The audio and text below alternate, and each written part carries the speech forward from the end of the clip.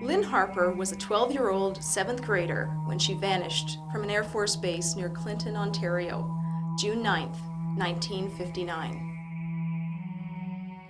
Suspicion immediately fell on Steven Truscott, the 14-year-old classmate who last saw her alive. 2 days after she disappeared, an Air Force search party found her body in this woodlot near the base. Provincial police descended on the site and began collecting evidence. Lynne had been raped and strangled with her own blouse. She was found wearing nothing but a sleeveless undershirt covered in blood. The OPP sent one of its biggest guns to solve the case, Inspector Harold Graham. Pathologist Dr. John Peniston also arrived that night to conduct an autopsy on Lynne's body. 2 days later, guests arrived at the base's Protestant chapel for Lynne's funeral. Her fellow Girl Guides formed an honor guard. She was buried in her own guide uniform at a cemetery near Port Stanley, Ontario. Meanwhile, Steven had been arrested and charged with Lynne's murder. On the night Lynne disappeared, Steven left his home at 2 Quebec Road, while Lynne left hers on Victoria Boulevard. Both homes still stand at the old base today. Everyone agrees they met at the base's school, where Lynne asked Steven for a ride on the crossbars of his bike. The police and Crown's theory was that the pair rode north on this road. Then Steven turned down this tractor path, which has since grown over, and took Lynne into the woods to rape and kill her.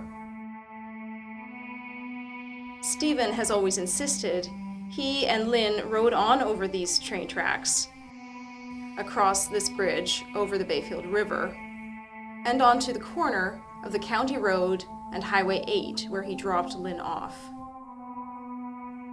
Then, according to Steven, he rode back to the bridge and stopped to see Lynne getting into a gray 1959 Chevrolet, which sped off east on Highway 8. A jury didn't believe Steven's story. He was convicted and sentenced to hang. The death sentence was eventually commuted to life in prison. In 1966, a writer named Isabelle Laborde published a book arguing Steven was innocent. It prompted the government to order the Supreme Court of Canada to review Steven's case. Here he is, arriving for that hearing. The Supreme Court ruled against him, and he went back to prison until 1969, when he was released on parole. For decades, Steven lived anonymously with his wife and 3 children in Guelph, Ontario, until finally going public to claim his innocence on the CBC's The Fifth Estate in 2000. Supporters, like his old teacher Maitland Edgar, have followed his case for years. Now, Steven and his family, including son Ryan, seen here, and with the help of lawyers, including James Locklear, fought to have Steven officially added to Canada's list of the wrongfully convicted. In 2004, Justice Minister Irwin Cotler ordered a review of Steven's case. The public portion of that review began last June, when the Ontario Court of Appeal heard 3 weeks of live testimony from experts and witnesses. Some, like Lynne's friend Catherine Beeman, were just children at the time of the murder. The case resumes Monday, January 29th, with lawyers for Mr. Truscott and the Crown making their final arguments.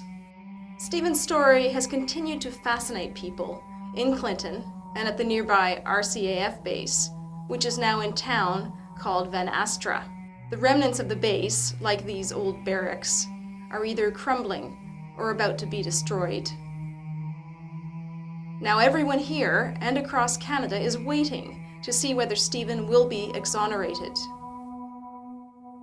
The Ontario Court of Appeal is expected to make a decision in his case later this year.